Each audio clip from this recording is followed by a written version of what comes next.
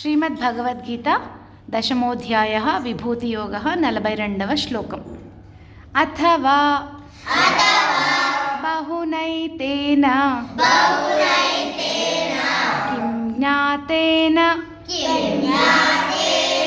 तवार्जुन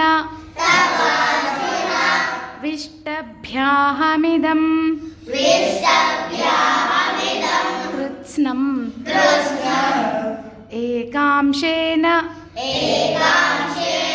स्थितो जगत् अथवा बहुनैतेन किं ज्ञातेन तवार्जुन विष्टभ्याहमिदं कृत्स्नम्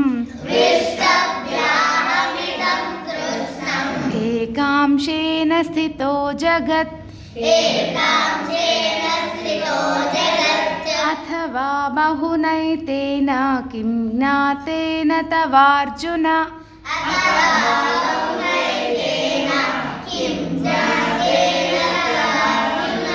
विष्टभ्याहमिदं कृत्स्नम् एकांशेन स्थितो जगत्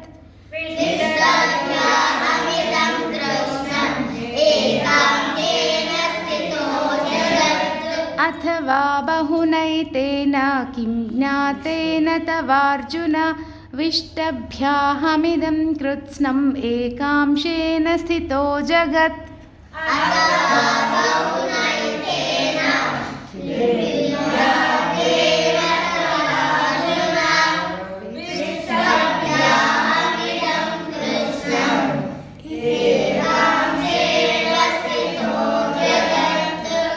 जय श्री राम।